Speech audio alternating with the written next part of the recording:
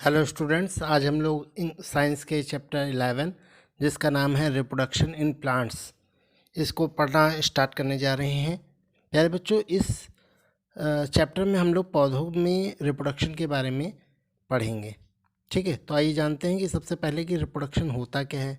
तो प्यारे बच्चों, the process by which individual produce young ones of their own kind is called reproduction. तो प्यारे बच्चों, रिप्रोडक्शन क्या है? रिप्रोडक्शन वो प्रक्रिया है जिसमें जो कोई इंडिविजुअल है, कोई विशेष है, वो अपने जैसी आकृति की यंग वंस बच्चों को पैदा करता है। ठीक है, वंशज को पैदा करता है। उसी प्रक्रिया को क्या कहा जाता है? रिप्रोडक्शन कहा जाता है। यानी वो प्रक्रिया जिसके द्वारा कोई इंडिविजुअल, कोई विशेष अपने समान आकृति वाले यंग वंस को प्रोड्यूस करता है, उसे हम रिप्रोडक्शन कहते हैं। अब ये रिप्रोडक्शन का इम्पोर्टेंस क्या है? रिप्रोडक्शन का इम्पोर्टेंस प्यारे बच्चों ये है कि reproduction is required for survival of the species on the earth. यानी पृथ्वी पर जीवन की निरंतरता को बनाए रखने के लिए रिप्रोडक्शन आवश्यक है। सो आप एक बार इमेजिन करके देखिए कि आपको पता है कि हर व्यक्ति का जीवन लाइफ स्पैन निश्चित होता है। कोई 50 साल जीता है, कोई 100 साल जीता है, कोई 2 साल जीता है। इस तरह से मान लीजिए ह्यूमन ज़्यादा से ज़्यादा 70 साल जीते होंगे, एक एवरेज मान लें। तो एक समय तो आएगा ना कि और उनमें रिप्रोडक्शन का गुण ना हो, तो धीरे धीरे क्या आएगा कि वो इंसान अपनी आयु पूरी करके मरता जाएगा, मरता जाएगा, मरता जाएगा, और इस धरती पृथ्वी से जीवन से खाली हो जाएगी। तो इस जीवन को बनाए रखने के लिए ही क्या होता है, इंसानों में, मनुष्यों में, जीवों में रिप्रोडक्शन का गुण पाया जाता है। ठीक है, ताकि पृथ्वी पर जीवन की कंटिन्यूटी बनी रहे। आई होप आप रिप्रोडक्शन क्या होता है उसके इम्पोर्टेंस को समझ गए होंगे।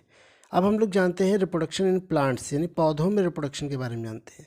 मेरे बच्चों, आपको पता होगा कि पौधों के दो भाग होते हैं। एक उसका वेजिटेटिव पार्ट होता है और एक उसका रिप्रोडक्टिव पार्ट होता है। जो पौधे का फ्लावर वाला पार्ट होता है उसे हम रिप्रोडक्टिव पार्ट कहते हैं, और फ्लावर को छोड़ के जो भी बाकी पार्ट होता है, चाहे वो रूट हो, चाहे स्टेम हो, चाहे लीव्स हो, वो सभी वेजिटेटिव पार्ट कहलाते हैं। वेजिटेटिव पार्ट को हम लोग हिंदी में कायिक भाग भी कहते हैं, और रिप्रोडक्टिव पार्ट को हम लोग लैंगिक भाग कहते हैं। ठीक है, अब ये तो बात हो गई रिप्रोडक्शन क्या है, उसकी इम्पोर्टेंस क्या है, और पौधों में रिप्रोडक्शन कहाँ पे होता है। तो मैंने बताया पौधे के दो भाग होते हैं, वेजिटेटिव और रिप्रोडक्टिव। तो वेजिटेटिव पार्ट में भी रिप्रोडक्शन होता है और वेजिटेटिव पार्ट में भी रिप्रोडक्शन होता है। तो इस आधार पर रिप्रोडक्शन दो प्रकार के हुए, एक हुआ एसेक्सुअल रिप्रोडक्शन और एक हुआ सेक्सुअल रिप्रोडक्शन, यानी अलैंगिक प्रजनन और लैंगिक प्रजनन। जो सेक्सुअल रिप्रोडक्शन होता है वो फूलों से होता है, जबकि जो एसेक्सुअल रिप्रोडक्शन होता है वो वेजिटेटिव पार्ट से होता है, यानी कायिक भागों से होता है। ठीक है, मैं उम्मीद करता हूँ कि आप ये बातों को अच्छे से जान गए होंगे। आइए अब जानते हैं कि एसेक्सुअल रिप्रोडक्शन और सेक्सुअल रिप्रोडक्शन क्या होता है। प्यारे बच्चों, एसेक्सुअल रिप्रोडक्शन क्या है? इन asexual reproduction, a new plant is produced from the vegetative part like leaves, stem of a plant। प्यारे बच्चों, जो asexual reproduction होता है वो पौधे के वेजिटेटिव पार्ट से नए पौधे का उदयमान होता है। यानी जब पौधे के वेजिटेटिव पार्ट से नए पौधे का जन्म होता है, अब वो पौधे के जो वेजिटेटिव पार्ट है, जैसे लीफ, स्टेम, रूट, यहाँ से अगर नए पौधे का जन्म हो तो उसे हम सेक्सुअल रिप्रोडक्शन कहते हैं। और इस तरह के रिप्रोडक्शन में कोई भी सीड भाग नहीं लेता है, मैंने बीज इसमें कोई हिस्सा नहीं लेता है। पौधे का जो बीज वाला भाग होता है वो इसमें हिस्सा नहीं लेता है। अब सेक्सुअल रिप्रोडक्शन क्या होता है? In this reproduction reproduce through the flower. इसमें जो पौधे होते हैं वो फ्लावर के द्वारा, ठीक है, रिप्रोड्यूस करते हैं अपने यंग वंस को। अच्छा, ये जो रिप्रोडक्शन होता है इसमें मेल और फीमेल सेल्स दोनों भाग लेते हैं, जबकि एसेक्सुअल में केवल या तो मेल लेगा या तो फीमेल लेगा। ठीक है, मैं उम्मीद करता हूँ आप लोगों को दोनों टाइप के रिप्रोडक्शन अच्छे समझ में आ गए होंगे।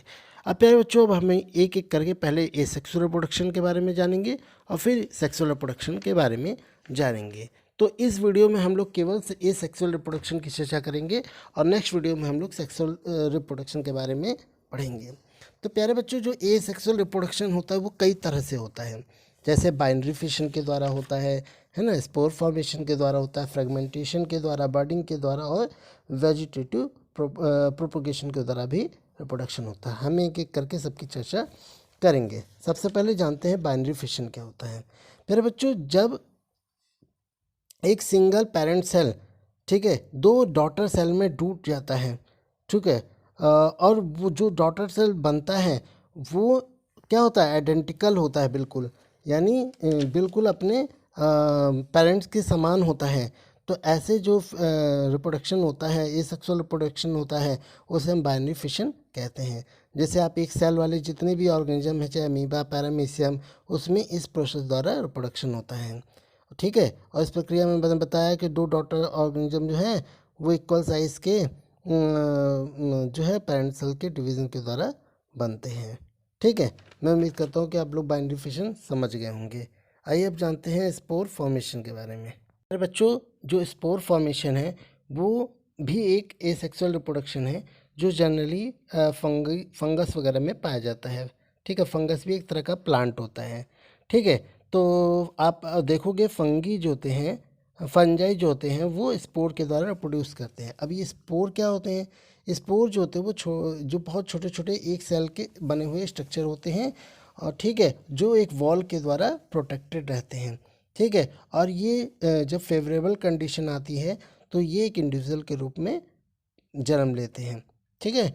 अच्छा, अब एक प्लांट होता है फर्न, जो फर्न की लीफ होती है ना, वो स्पोर बियरिंग स्ट्रक्चर रखती है जिसे सोरी कहा जाता है, ठीक है। और ये हवा में तब तक डिस्पर्सेड होते हैं जब तक तब तक मतलब स्पोर निकलते रहते हैं जब तक कोई फेवरेबल कंडीशन ना आ जाए। मतलब ये तब तक हवा में रहते हैं जब तक कि फेवरेबल कंडीशन ना आ जाए, और जैसे ही फेवरेबल कंडीशन आता है, वेदर में नमी आ जाती है, तो ये सूटेबल प्लेस पर सेटल डाउन हो जाते हैं, और फिर ये इनका जो कवर होता है वो रप्चर्ड हो जाता है, फट जाता है, और एक नया इंडिविजुअल जो है वो प्लांट उगता है, ठीक है। तो ये होता है स्पोर फॉर्मेशन। अब फ्रेगमेंटेशन क्या होता है? पहले बच्चों, फ्रेगमेंटेशन का जो सेक्सुअल रिप्रोडक्शन है, टाइप का जो रिप्रोडक्शन है, वो जनरली आप देखोगे एल्गीज में पाया जाता है, सवालों में पाया जाता है, ठीक है। जैसे स्पायरोगायरा, अब ये देखो यार तस्वीर में स्पायरोगायरा दिखाया जा रहा है, ये एक फिलामेंटल एनिमल है, सॉरी प्लांट है, मतलब ये तंतुमय पौधा होता है।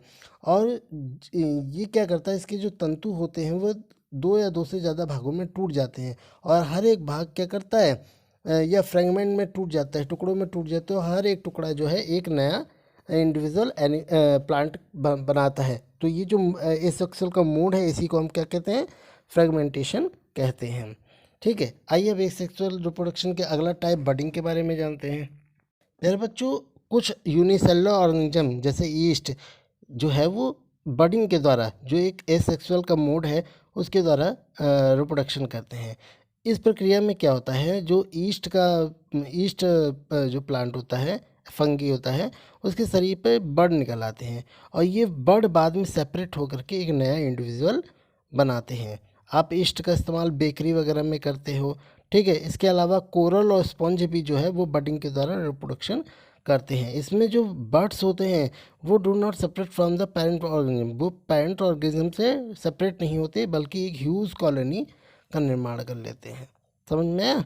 अब जानते हैं वेजिटेटिव रिप्रोडक्शन क्या होता है। प्यारे प्यारे बच्चों, जो वेजिटेटिव रिप्रोडक्शन होता है वो भी एसेक्सुअल रिप्रोडक्शन का एक टाइप होता है, जिसमें जो नया पौधा होता है वो पौधे के वेजिटेटिव पार्ट से जन्म लेता है।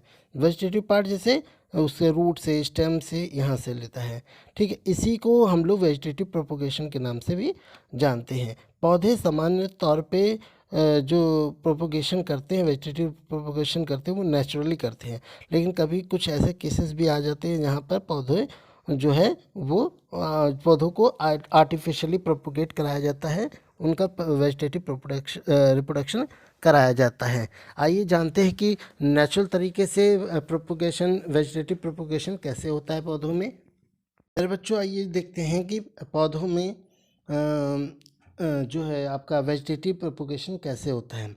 देखो बच्चों, अगर हम नेचुरली देखें तो रूट के द्वारा, स्टेम के द्वारा और पत्तियों के द्वारा वेजिटेटिव प्रोपोगेशन होता है। तो सबसे पहले देखते हैं रूट के द्वारा कैसे होता है। मेरे बच्चों, कुछ पौधे होते हैं जैसे एस्परजिलस, है ना, स्वीट पोटैटो, डहेलिया, इनके जो रूट्स होते हैं ना, वो भोजन स्टोर करने के लिए मॉडिफाई हो जाते हैं, मतलब कुछ विशेष गुण उनमें डेवलप हो जाते हैं। और इनके जो रूट्स होते हैं वो थिक और स्वेलन हो जाते हैं फूड स्टोर करने के लिए, ठीक है। They bear birds that help to propagate into new plant. अब बाद में इनके ऊपर क्या निकल आते हैं, बर्ड्स निकल आते हैं, ये बर्ड्स को जन्म देते हैं और यही बर्ड्स बाद में चल के क्या बनाते हैं, नए पौधे बनाते हैं। तो इस तरह से रूट के द्वारा वेजिटेटिव प्रोपोगेशन होता है। अब स्टेम के द्वारा कैसे होता है, प्यारे बच्चों जो पौधे होते हैं उनमें वेजिटेटिव प्रोपोगेशन स्टेम द्वारा भी होता है, अलग अलग टाइप के पौधों में। अब ये जो अब स्टेम द्वारा होता है वो दो तरह के स्टेम में होता है। एक होता है सुबेरियल स्टेम और एक होता है अंडरग्राउंड स्टेम, ठीक है। अभी सुबेरियर स्टेम कौन होते हैं, इस टाइप के जो स्टेम होते हैं सुबेरियर स्टेम वो वीक होते हैं, कमज़ोर होते हैं और ये लेटरल ब्रांच में यानी ज़मीनी ब्रांचेस में ऊपर की ओर डेवलप होते हैं, ठीक है। और ज़मीन से थोड़ी सी ऊपर होते हैं, get buried into soil at some point, और कुछ कुछ जहाँ पर ये मिट्टी में दबे भी होते हैं, ठीक है। तो जहाँ जहाँ पे मिट्टी के पास दबे होते हैं, उभरे हुए होते हैं, वहाँ से एक नया प्लांट निकल आता है और यही नया प्लांट जो है वो जो है उससे सूट और नीचे की ओर जड़ मतलब डेवलप होता है, ठीक है। अच्छा, such type of branches that grow side, और जो इसके साइड से ब्रांचेस निकलते हैं उसको रनर्स कहा जाता है। इस तरह के जो स्टेम होते हैं, इस तरह का जो रिप्रोडक्शन होता है वो आप जनरली दूब घास, स्ट्रॉबेरी वगैरह में देखोगे, ठीक है। जो अंडरग्राउंड स्टेम है उसमें जो प्लांट होता है वो भोजन स्टोर करने के लिए मॉडिफाई हो अपने आप को परिवर्तित करता है और बाद में वो थिक और स्वलन हो जाता है और फिर बर्ड्स को जन्म देता है, और यही बर्ड्स बाद में क्या करते हैं, नए प्लांट को जन्म देते हैं, ठीक है। आप इसका एग्जांपल जो है वो टर्मरिक में देख सकते हो, हल्दी के पेड़ों में, ठीक है। हल्दी के जो प्लांट्स होते हैं वो फेवरेबल कंडीशन आने पर स्टेम से नए प्लांट को जन्म देते हैं और इसी तरह से दीज स्टेम में भी मैनी टाइप्स, कई प्रकार के ये स्टेम हो सकते हैं।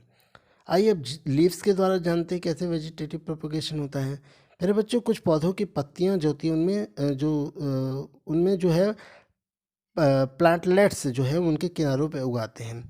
ये जब प्लांटलेट्स बाद में पौधे से अलग होते हैं और ज़मीन पे गिरते हैं तो हर एक प्लांटलेट्स क्या करता है, एक नए इंडिविजुअल प्लांट्स को जन्म देता है, ठीक है। इसका उदाहरण दे सकते हो ब्रायोफिलम। ब्रायोफिलम का जो पौधा होता है या बैगोनिया का पौधा होता है, उनकी साइड से क्या निकल आते हैं, प्लांटलेट्स निकल आते हैं। ये प्लांटलेट जब उनसे अलग होते हैं तो ये इंडिविजुअल प्लांट का निर्माण करते हैं, ठीक है मेरे बच्चों। आइए अब जानते हैं कुछ आर्टिफिशियल मेथड के बारे में।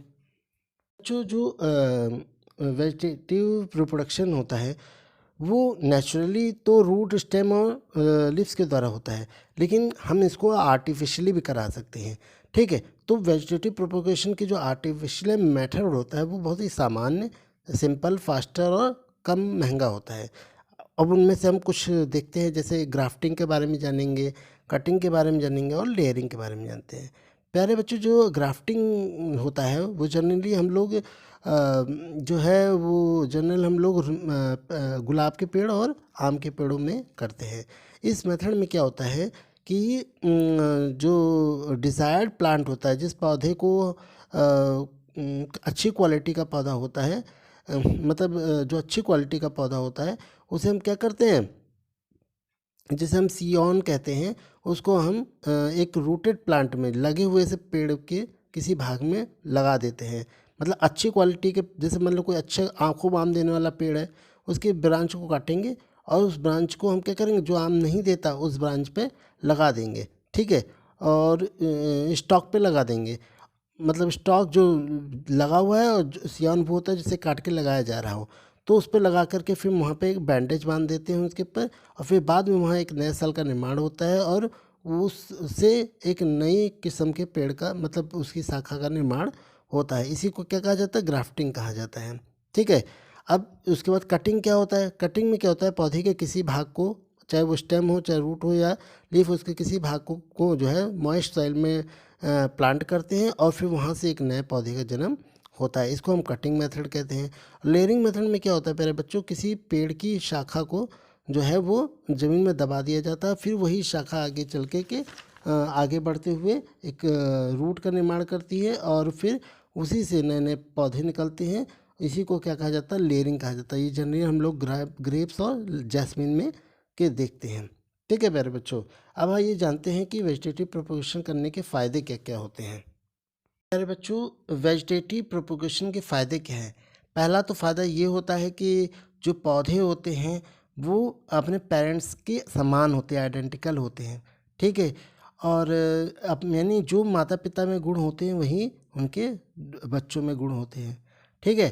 दूसरा क्या फ़ायदा है इससे कि plant that do not produce seed, जो भी पौधे बीज नहीं पैदा कर पाते, ठीक है। जैसे कि आप बनाना का पेड़ देखो, ग्रेप्स का पेड़ देखो, वो बीज नहीं होते उनमें, तो उनको जो है इस मेथड से हम ग्रो अप कर सकते हैं, बड़ा मतलब पैदा कर सकते हैं, ठीक है। उनको उनके पौधे प्राप्त कर सकते हैं। तीसरा होता है कि जो पौधे होते, फ़ायदा ये होता है कि जो पौधे होते हैं उनको ज़्यादा मतलब केयर की रिक्वायरमेंट नहीं होती। जैसे आप देखो कि बीज बोने के बाद पानी दो, देखभाल करो, है ना, घास उगाए तो उखाड़ो, ये सब करो, दुनिया भर का झंझट रहता है। इसमें ऐसा कुछ भी नहीं होता, ये बहुत ही आसानी से और तेज़ी के साथ ग्रो करते हैं, ठीक है। तो चौथा इसमें है it is a time efficient method, ये समय बचाने वाला मेथड होता है।